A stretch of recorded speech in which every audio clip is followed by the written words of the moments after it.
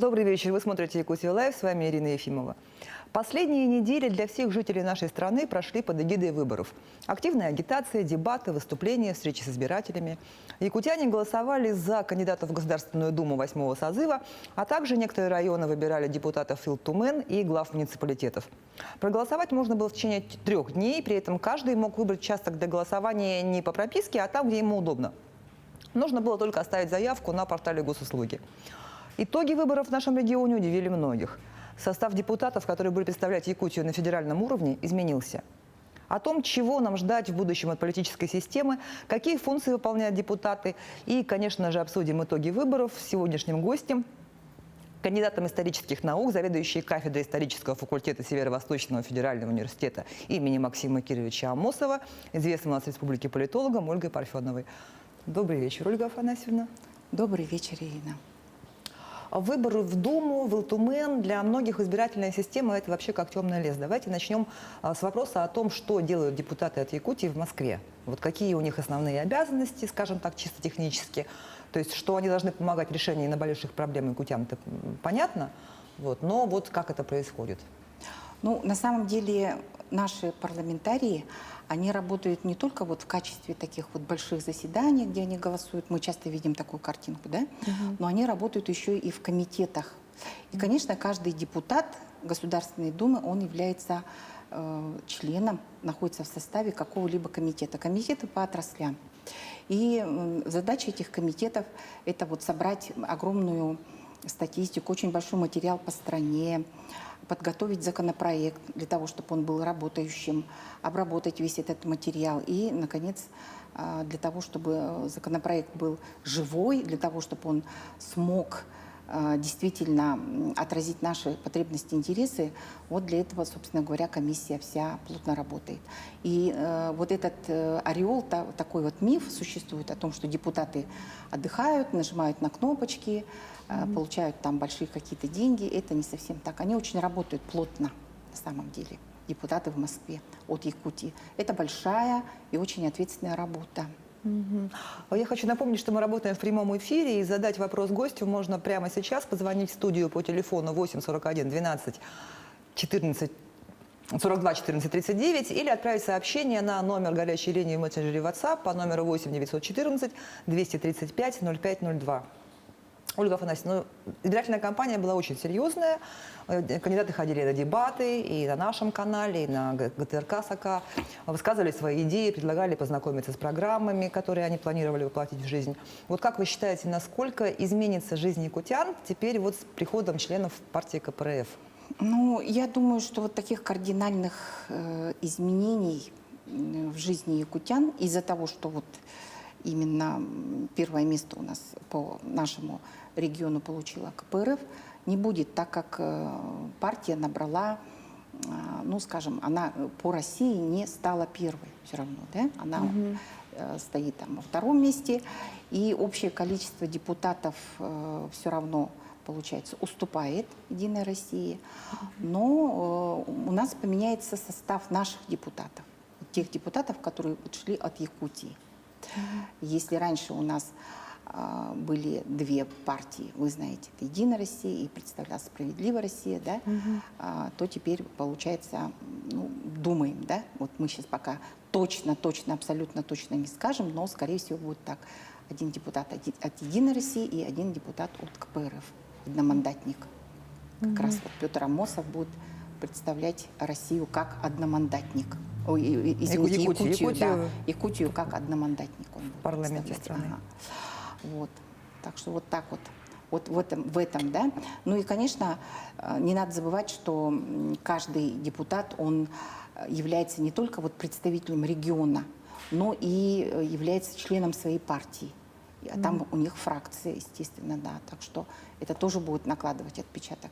Ну вот, будем смотреть, как говорится. Поживем увидим. Да, поживем увидим, как будет наш будущий представитель, да, от Якутии работать. Но для того, чтобы представлять интересы якутян, нужно хорошо знать, что беспокоит жителей региона. Да? Для этого нужно хорошо владеть политической повесткой в плане решений правительства, региона, общаться с огромным количеством людей лично, следить за исследованиями социологов, быть в какой-то степени стратегом, или достаточно просто огромного желания там что-то поменять? Нет, конечно, одного огромного желания недостаточно. То есть там должно быть и то, и другое. Потому что политика – это все-таки такая сфера сложная, да, где надо быть и рациональным, и в то же время надо быть и действительно гореть. А быть просто вот только на чувствах, только на желании там, кому-то помогать или, может быть, выдвинуться и там, прийти к власти – этого недостаточно. Поэтому и то, и другое обязательно. Поэтому уже давно, еще в начале 20 века, известный такой социолог Макс Вебер, он сказал, что политика – это профессия на самом деле. Это не просто вот как бы творческое такое пожелание, да, это профессия, где каждый человек должен профессионально работать. Ну и, конечно, он должен понимать, что делается в стране и в регионе. Потому что, ну вот, я наблюдала за дебатами, да, там некоторые кандидаты просто говорили, вот, это не делается, этого нет, хотя на самом деле, вот, ну, то есть они просто не владели повесткой. Да, и потом мы замечаем частенько, да, что вот наши будущие, ну, скажем, кандидаты, те, которые вот хотят, собственно, выйти во власть на разных уровнях, они дают очень такие голословные обещания. Они говорят, мы сделаем то, это, а откуда возьмутся ресурсы, за счет чего это будет происходить, не озвучивается. А люди верят, к сожалению, да, и верят и ведутся на такие голословные обещания. Но порой за глобальными вопросами о жизни на земле русской мужчины забывают о житейских проблемах, о которых по большей части знаем мы, женщины.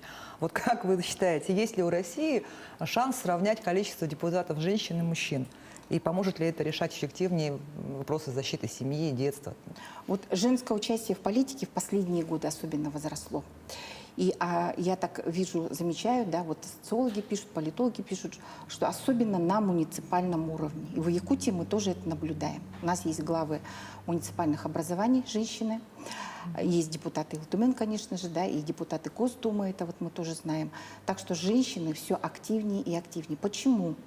А потому что женщина, она в отличие от мужчины, ведь она практик, действительно. Она привыкла работать ручками, как говорится, да. Она смекалиста, быстра, и в конце концов где-то там, значит, у нее исполнительская такая дисциплина. В этом плане, да, особенно вот на муниципальном уровне много сейчас женщин. И женщины готовы работать на трудных участках. Наши женщины, якутянки, они вообще славятся своим трудолюбием, образованностью. Ну, я много хороших слов могу сказать о наших землячках, да, и, конечно, мы только рады, что вот они активно, очень активно принимают участие в политике сегодня. Но вот если говорить о муниципалитетах, это исполнительная ветвь власти, а депутат – это законодательная власть. И все-таки вот именно на земле, в исполнительной власти, да, в муниципалитетах и так далее, женщин действительно там большинство. А на законодательном уровне ведь меньше намного. Вот думаете, больше их будет становиться? Я думаю, больше будут становиться, потому что женщины сейчас набирают опыт. Они вот снизу начали, они сейчас вот муниципалитеты, так сказать, освоят, и потом уже с этой активной, ну, я не хочу говорить феминизация, да, но определенно вот такое развитие женского такого движения общественного мы имеем на сегодня. Поэтому, да, в законодательную власть тоже пойдут обязательно. И я не удивлюсь, если у нас в будущем и главы тоже будут женщины. Когда-нибудь. Может, когда-нибудь мы доживем до того, что и Россию возглавит женщина. А вдруг? А почему бы и нет? Ведь столько мировых прецедентов. 16 сентября ТАСС выпустили статью о том, что избирательная кампания в России проходит при активном вмешательстве иностранных государств, которое разворачивается по нескольким направлениям. Вот такое мнение высказали политологи, которые приняли участие в организованном экспертным институтом социальных исследований «Круглом столе». Вот что вы думаете на этот счет? Было ли это влияние, вмешательство? Мне достаточно трудно судить об этом вот здесь, вот в Якутске, да, сидя. Мне кажется, что, возможно, это несколько так вот надуманно, ну, скажем, некоторый такой страх, да, обжегшись, да, скажем, на молоке дуем на воду, да, или наоборот, обжегшись на воде дуем на молоко. Вот, боимся. А так здесь, по крайней мере, вот у нас в Якутии точно не было ну, на мой взгляд, никакого иностранного вмешательства. Наши местные свои дела. И, в общем-то, я думаю, что в целом, да, всегда есть возможность высказать свое мнение, проголосовать, в общем-то, на таких вот прозрачных достаточно выборах. Так что голосование, оно такое честное, и никто над душой не стоял, как говорится, ни государство, ни наше, ни иностранное. Я так считаю. Спасибо. А теперь можно я вам задам как историку и политологу настоящий философский вопрос. Вот куда сегодня движется политическая система России? Ведь явно происходят изменения как в системе, так и в умах избирателей и кандидатов. Политические системы вообще, они меняются достаточно медленно, если только это не революция. Да? Не дай бог, не надо нам революции, пусть все будет происходить спокойно, в таком вот эволюционном темпе.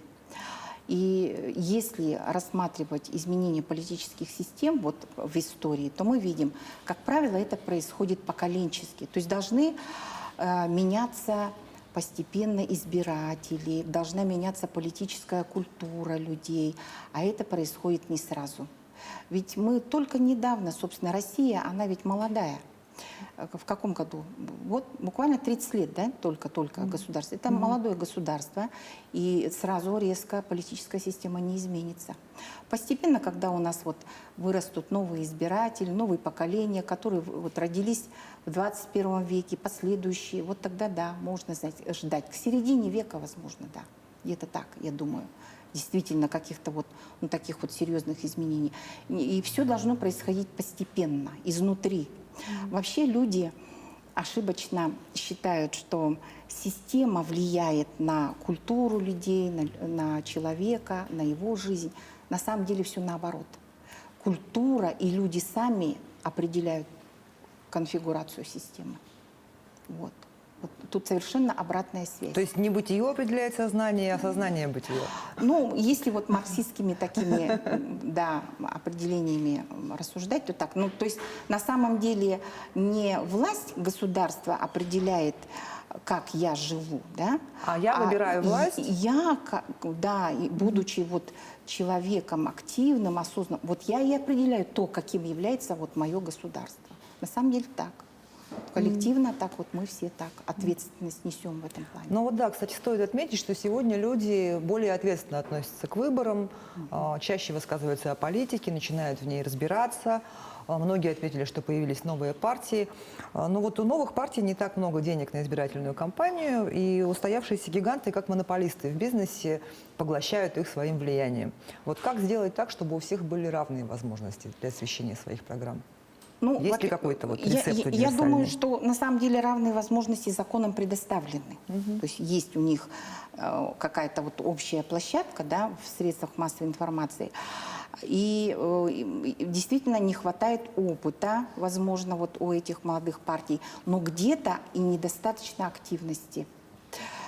Я знаю, что есть российские политологи, которые так и говорят. Молодые партии, они, собственно, как будто бы даже иногда занимают такую позицию, в общем-то, пораженческую иногда.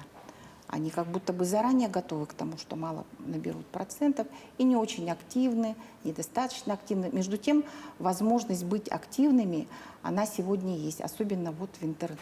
Там ведь не требуется очень больших вложений. Ну вот, кстати, про интернет. В Москве можно было проголосовать онлайн, и многие жители нашей столицы предпочли такой вариант традиционному. Ну, вместо похода на избирательный участок просто проголосовать онлайн. А как вы считаете, вот есть за такой системой действительно будущее? Или никуда мы не уйдем от привычных бюллетеней в ближайшее время? Да, а вот вообще не так давно появились вот у нас сначала электронные урны, к ним было такое настороженное такое отношение, да, вот к этим электронным урнам. Потом появилось онлайн-голосование, еще больше такого недоверия вызвало. Стали говорить о том, что возможны какие-то, в общем-то,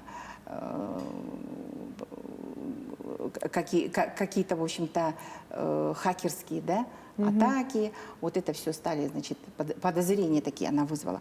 Но я считаю, что от этого никуда не деться. Мы все-таки активно вступаем, вошли уже, да, одной ногой точно в цифровом там обществе, в информационном обществе, и поэтому в будущее все равно за подобного рода голосованием. Я думаю, что в будущем люди просто у них не будет времени, вот так вот, как наши бабушки и дедушки, на праздник ходили же на выборы, помните? Когда вот это было с оркестром, там, с буфетом. Я не помню, но Извините, предполагаю, что но было. я помню. А вы, конечно, вы не помните, новое поколение, а я помню. И мы успели так немножечко походить, да, вот. Это был праздник почти на целый день, получается, да. А сегодня ведь человек живет в другом темпе. Конечно, уже нет. Естественно, эта форма голосования, она будет постепенно вытеснять вот этот вот бумажный бюллетень. Я думаю, что это нормально. К этому надо относиться спокойно. Точно так же, как одно время, помните, я помню, у нас на работе пожилые люди с недоверием относились к банковским картам и говорили: я хочу получать зарплату наличными. Деньгами, да? настоящими деньгами. Да, настоящими. А потом поняли, насколько это удобно. Вот. Ну, раз уж мы заговорили о выборах как праздник там в один день, как правило, это был выходной день, вот давайте поговорим теперь о голосовании в 3 дня. Ведь мы же так уже не первый раз голосуем, и до этого во время массового локдауна в регионах проходили выборы в несколько дней. Вот насколько эта система себя оправдала, и будем ли мы теперь всегда голосовать в 3 дня? Ну, вы знаете, это же было введено в связи с пандемией, в связи с тем, чтобы вот не накапливать, да, больших, там, скажем, масс людей на участках. Поэтому, конечно, несколько, так скажем, вынужденная мера, 3 дня, а так нагрузка серьезная и на избирательные комиссии. И потом получается вот такое отложенное мероприятие. Человек психологически рассуждает так: ничего, у меня есть 3 дня, я схожу там попозже. Завтра. Да, завтра. А вот завтра у него другие дела и так далее.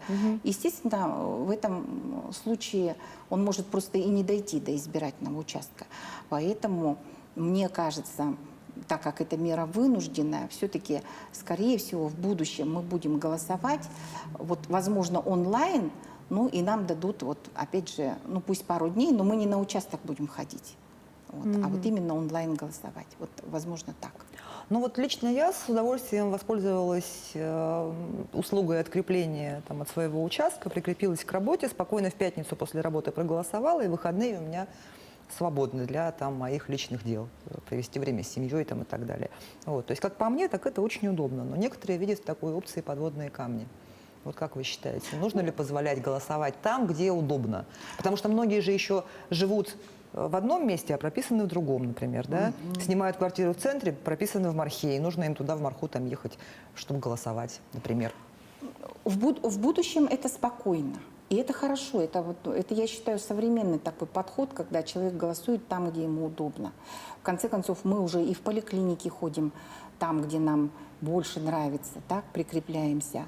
И в будущем, я думаю, и прописка будет, вот это понятие, это все-таки такое старое, такое, знаете, это советское, причем понятие абсолютно, да? Когда человек прикреплен, как крепостной крестьянин к какому-то там конкретному участку, дому и так далее. Вот это вот отойдет в прошлое. Поэтому, да, спокойно голосовать там, где удобно. Это о будущем и вообще онлайн. Это нормально. И никаких подозрений по этому поводу, я думаю, когда вот идут навстречу, в данном случае избирательная система, а это же такая целая структура, которая имеет, вот, скажем, в том числе и вот эту оболочку, да, она, собственно говоря, старается создать удобные условия для избирателей. И каждый раз наши люди, многие, да, вот, впадают вот в такое подозрение. Это не надо делать, конечно, неправильно. Вот, просто недоверие такое оказывать. Открытием этой избирательной кампании стала партия «Новые люди». Вот, однако некоторые скептики говорят, что, мол, люди-то новые, а дела старые, и что, в принципе, они не будут иметь никакого влияния. Вот как бы вы оценили эту партию? Я вот считаю, что любую партию надо оценивать с 3 позиций. Вот ее название, ее программа и ее деятельность. Вот по названию партии, пожалуй, сказать ничего невозможно. Кроме того, что это вот, ну, как они себя позиционируют, новые люди, да? Но среди них не все новые мы видим. Это люди вот опытные в политике, на самом деле. Хорошо да. забытые старые. Да, да, вот поэтому тут как-то сомнений возникает. Программа партии, она, вот современные программы, они очень такие расплывчатые. И там обычно партии все набирают оттуда, отсюда, из разных идеологий, все пока вот это мы обещаем, то обещаем. И опять же, по программе судить сложно о партии. А партии надо судить по ее делам. А вот каковы будут дела новых людей, покажет только время. То есть мы посмотрим, будем посмотреть, опять же, да, а так сходу сказать, что даже определить пока, вот я все думаю, никак не пойму, либералы, не либералы, непонятно, да, центристы, вот непонятно немножечко. Ну вот по делам посмотрим, что за партии. Ну, тогда давайте поговорим о старых партиях.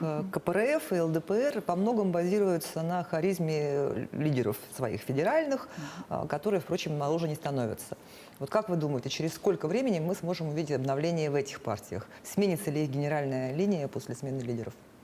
Есть такие партии, и вот для России это очень характерно, так называемые персонифицированные. То есть когда действительно партия привязана к определенному человеку, да, к определенному человеку, к очень такому ну, известному, харизматичному человеку. Да? И действительно такие опасения возникают, что уйдет лидер, а ну, все мы люди, все мы человеки, конечно же, да, уйдет лидер и партия исчезнет. Но тут в данном случае я скажу так.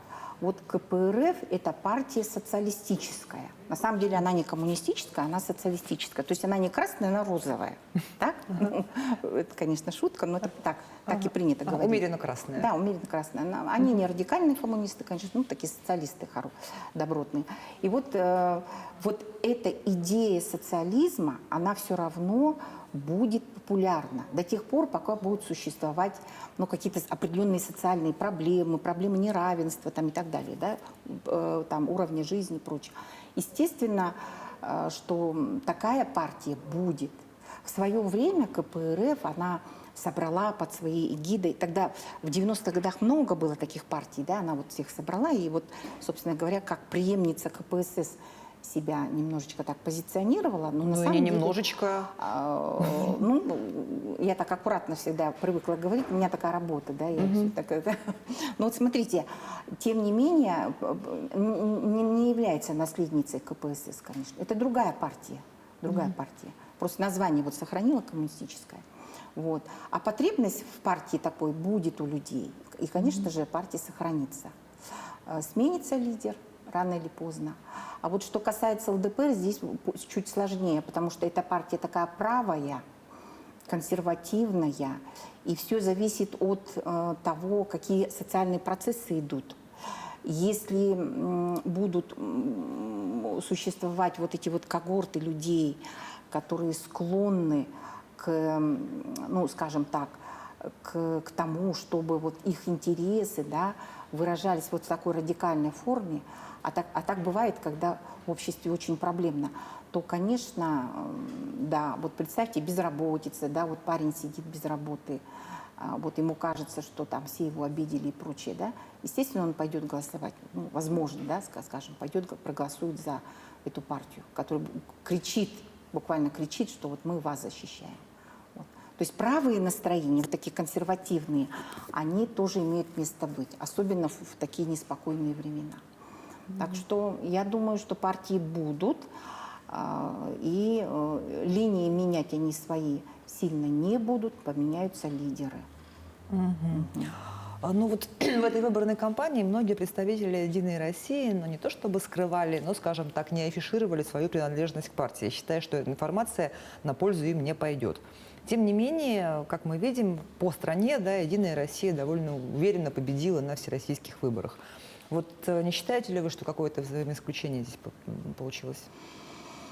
Ну, вот все-таки, может быть, люди хотели немножечко так вот отойти от клише вот этого партии власти, да? И мы вообще должны понимать, что такое партия в современном вот таком контексте. Вот раньше партия – это вот жестко вот некая группа единомышленников, вот они прям держат одну линию. Сегодня это не так. Сегодня нет таких прямо очень жестких понятий партийной дисциплины и так далее, да. И сегодня партии, они более аморфные, они больше собирают людей вот не сколько вот прямо жестко идеологически, а вот именно во время как раз кампаний предвыборных для того, чтобы людям было на что ориентироваться. Есть такие партии, которые возникают перед выборами, а потом благополучно исчезают с небосклона, да, вот как раз они работали во время выборов, получается, как некие такие дорожные карты. Вот. Я поэтому бы не стала каждого вот, политика жестко привязывать к определенной партии. Но тем более, что мы все знаем случаи, когда политик меняет партию, да, выдвигается от одной, потом от другой. Потому что сегодня это не жесткие сообщества. Так же, как и нет вот таких прямо однолинейно идеологически настроенных партий, точно так же и нет вот таких вот прямо вот партий таких, какие мы видели в 20 веке. Ситуация изменилась. Ну, то есть вообще общество в целом меняется, да, и вертикальные вот эти вот структуры, они уже... Они становятся горизонтальными, более горизонтальными, скажем так. И в партиях тоже, да, И в партиях то же самое. Они уже теряют вот ту пирамидальную даже свою сущность, да, которая когда-то была для них характерна. Вот эта пирамидальная структура, она тоже у них теряется. Вот. И, естественно, сама сущность партии, вот как, что такое партия? Раньше считалось, что обязательно это вот мало группа единомышленников, это вот люди, которые борются за власть, чтобы выражать интересы какой-то определенной социальной группы. Сейчас сложно сказать о партии, что вот это конкретно партия крестьянская, потому что крестьянство, ну, где оно? Ну, партия пенсионеров, например, ищите, есть. да. Но пенсионеры, они ведь все разные. Вот посмотрите, один пенсионер живет в одних условиях, другой. Сложно всех пенсионеров вот под одну гребенку, так сказать, подогнать, да? Всех рассматривать как некую такую одну абсолютно такую одинаковую единообразную социальную группу. Поэтому Была это партия всё, любителей пива в свое время даже. ну, это была шутка, вообще-то. Вот. Я знакома с человеком, который создавал эту партию, он так и сказал, это было шутки ради. Мы хотели проверить, как отработает система, и будут ли нас регистрировать. И нас зарегистрировали, он сказал. Но это было в 90-х годах, да. Ну, это очень удачная была шутка. Это была такая шутка, возможно. Проверка была системы. А в чем причина провала «Яблока»? Вот как в Якутии, так и на российской арене. Ведь эта партия уже многие годы пытается стать всенародной. Но вот по какой-то причине 5% барьер все никак не преодолеть. Вы знаете, вот все-таки либералы, вот чистые либералы, вот каковыми являются «Яблоко», они в России никогда не имели такого большого. Всегда вот как бы вроде как хорошо говорить о правах человека, но если это не подкреплено какими-то, кроме прав человека, да, голословно, вот это все в никуда уходит. Поэтому либерализм сам по себе, он, конечно, интересен. Это здорово, хорошо в свое время было, в XVIII веке когда-то. А все-таки права человека должны подкрепляться ответственностью.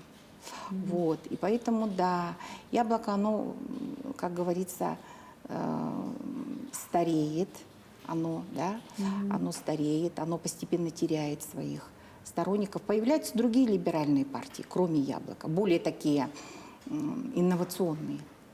А «Яблоко», оно, видимо, в общем, актуальность потеряло свою, Ну, я вот так считаю. те же И- новые люди им конкуренцию Да, составили, да, да, в каком-то да. смысле?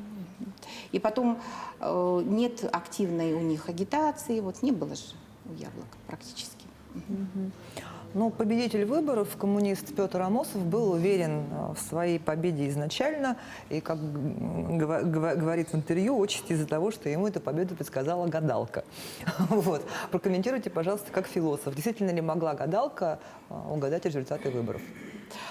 Ну, я думаю, конечно, что мы как люди науки понимаем, да, что это случайность, конечно, что гадалка вот так вот здорово ему предрекла, но это немножко такой, я думаю, пиар хороший, даже, может быть, в хорошем смысле слова, так как это было еще на фоне портрета Ленина, по-моему, рассказано, да?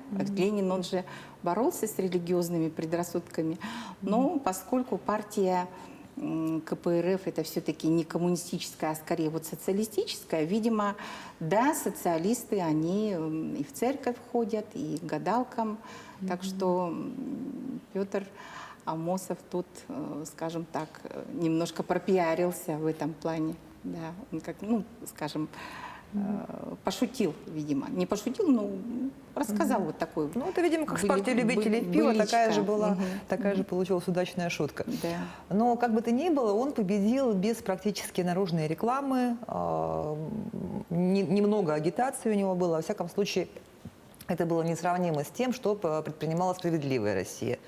Вот означает ли это, что век такой рекламы и агитации прямой прошел? Особенно учитывая, что и пиара-то вокруг Амосова особо не было, если не считать гадалки, но и историю там с декольте, да, всем известной. Ну, я думаю, тут как бы наложение, сумма факторов сыграла роль. И то, что Петр Амосов все-таки, он, да, действительно, он известен в республике вот так вот, вроде бы не очень многочисленными, но достаточно яркими такими акциями своими, да, вот этими вот.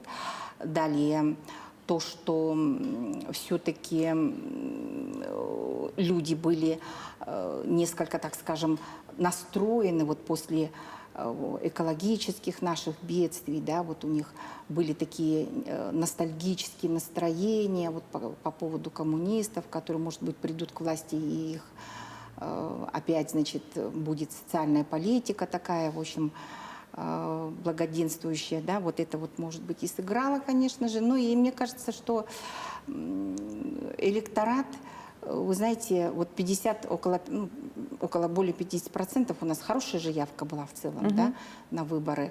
В общем-то, вышли люди среднего, старшего поколения. Да, это тоже сыграло роль. А это вот же электорат. то, что Федот Тумусов занял всего лишь 3-е место, это для многих стало неожиданностью. Да, для меня это тоже стало неожиданностью, потому что мы, конечно, всегда знаем, что он часто, да, вот, ну, как лидировал много раз. Ну, как сказать, видимо, пришла смена вот некой такой ротации, да, какая-то потребность в обществе появилась вот, на смену, в том числе одномандатника. Да. А как вы думаете, вот больше преимуществ и ресурсов от федерального центра получают протестные регионы или лояльные? Вы знаете, насколько я знаю, я же не экономист, но вот насколько я знаю, там существует определенный, вот скажем, регламент, протокол, да, и это напрямую не зависит от того, как регион голосовал. Но я все-таки считаю, что есть такое понятие, как гражданская ответственность, коллективная ответственность. Но представьте, что вы директор, руководитель предприятия, да, у вас есть коллектив, где один из ваших, скажем, подчиненных говорит, что вы плохой руководитель, и давайте-ка мы вас сменим. Ну, в общем, против вас выступает на коллективных собраниях. Будете ли вы давать этому человеку, повышать его? Будете ли вы давать ему премиальные? Нет, конечно. То есть вот тут вот такой вот момент может иметь место вне вот этого протокола, вне вот этого регламента. Но то, что полагается, конечно, республика будет получать. Другое дело, что мы вот так вот голосуя можем потерять хороших депутатов. Депутатов, которые имеют солидный опыт, которые приносили республике большие деньги. Вот что, конечно, несколько, скажем, озадачивает наши. Не все люди об этом знают, вот. Не все понимают. Вот ответственность вот у нас все-таки должна быть внутри нас, коллективная, в этом плане. Вот. Ну, теперь остается только смотреть, насколько будут новые депутаты эффективны, да, так да, же, как... будем смотреть. Ага. Это трудная работа, да. Но я думаю, что депутат от «Единой России» имеет шанс, так как более 100 тысяч избирателей проголосовало, вот, отдали свой голос. И там вот, когда вот партия будет решать, сколько, так как у партии по партийному списку практически половина, да, мандатов, получается 112. Ну вот они будут как раз, партия будет сама решать, кого, в общем-то, сделать депутатом. И я думаю, что надо побороться за то, чтобы наш представитель там остался. Ну что ж, Ольга Афанасьевна, я благодарю вас за интересную беседу, за ваши ответы. Думаю, теперь наши зрители знают еще больше об избирательной системе, что очень важно, потому что все-таки выборы – это возможность для каждого из нас проявить свою гражданскую ответственность, внести свой личный вклад в будущее. На этом выпуск программы «Якутия Лайф» подошел к концу. Меня зовут Ирина Ефимова. Смотрите нас по будням в 19:15. Расскажем, чем живет Якутия.